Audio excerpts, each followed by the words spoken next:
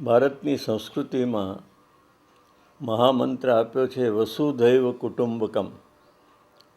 આ આખી વસુધા એટલે પૃથ્વી એક કુટુંબ જેવી છે. એમાં કોઈ ઊંચ નથી, કોઈ નીચ નથી, કોઈ મોટા નથી, કોઈ નાના નથી. તમામ બધા જ સરખા છે. અને એ જ મંત્રને ભગવાન કૃષ્ણે ગીતાની અંદર એ રીતે કહ્યો કે ચાતુર્વર્ણ્યમ મયા ષષ્ઠમ ગુણ કર્મ વિભાષઃ.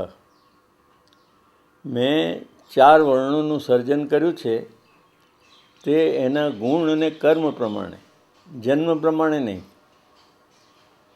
પણ આપણી એક મહાન કમનસીબી છે કે હિન્દુત્વનો મોટો ધજાગરો લઈને ફરનારી આ પ્રજા આજે પણ હિન્દુઓના અમુક ભાગને પોતાનાથી અછૂતા ગણે છે, દલિત ગણે છે.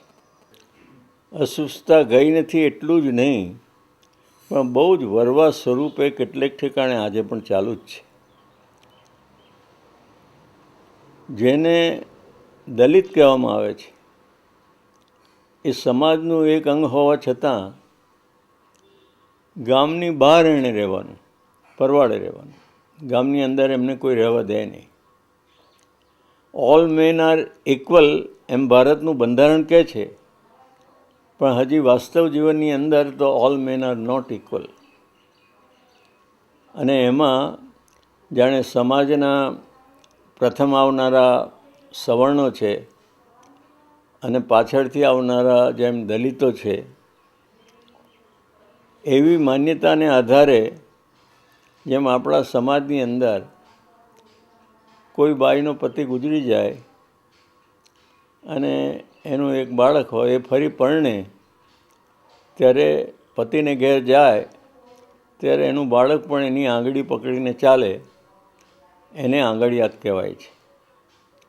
આ સમાજ દલિત સમાજને પણ જાણે હિન્દુ સમાજનો આંગળિયાત હોય એ રીતે ઓળખવામાં આવે છે. અને એનું અદ્ભુત ચિત્ર ભાઈ જોસેફ મેકવાને કર્યું છે.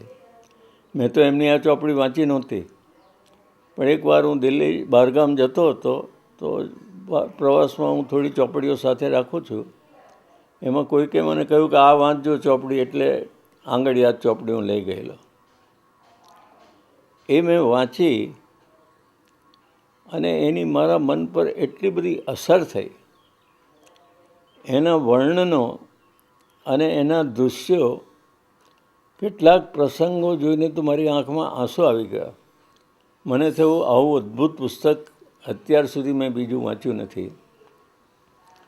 એટલે અમદાવાદ પાછા આવીને મેં જોસેફભાઈનો ટેલિફોન નંબર શોધી કાઢ્યો અને એમની સાથે વાત કરી કે આ તમારા પુસ્તકે મારા પર કેટલી જબરદસ્ત અસર કરી છે.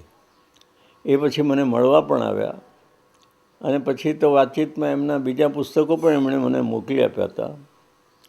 પણ જોસેફભાઈએ મારા હિસાબે અદ્ભુત રચના કરી છે. એમની વાણી, એમનું પાત્રલેખન અને એના વિચારો ધરતીમાંથી પેદા થયા હોય એમ. કેટલાક જેમ ધરતીનો કવિ કહે છે એમ જોસેફભાઈ એક ધરતીના લેખક હતા. અને મારે કહેવું જોઈએ કે ગુજરાતી સાહિત્યએ એમની જેટલી કદર કરવી જોઈએ એટલી કરી નથી. પણ ઓક્સફર્ડ યુનિવર્સિટીએ જ્યારે આંગળિયાત નવલકથાનું અંગ્રેજી રૂપાંતર કરીને પ્રસિદ્ધ કરી, ત્યારે બધાને લાગવા માંડ્યું કે જોસેફભાઈ ખરેખર એક મહાન લેખક હતા. જોસેફભાઈના ગયા પછી ગુજરાતી સાહિત્યને બહુ મોટી ખોટ પડી છે. એમના જેટલા નિખાલસ, સ્પષ્ટ વક્તા અને દિલમાં જે આવે તે સાફ રીતે કહી દેવાનું. એમના ગુજરાતમાં 2000ના જે રમખાણો થયા તે પછી એમણે જે લેખ લખેલો એ મેં વાંચેલો, અને એની અંદર એમણે એટલી નિષ્પક્ષ રીતે, તટસ્થતાપૂર્વક એ સમગ્ર બનાવની છણાવટ જે કરેલી તો એમને માટે આપણું માન વધારી મૂકે છે. જોસફભાઈ મારા મિત્ર હતા, એનો તો મને આનંદ છે જ, પણ તે ગુજરાતી ભાષાના આવા એક મહાન લેખક હતા એનું પણ મને ગૌરવ છે.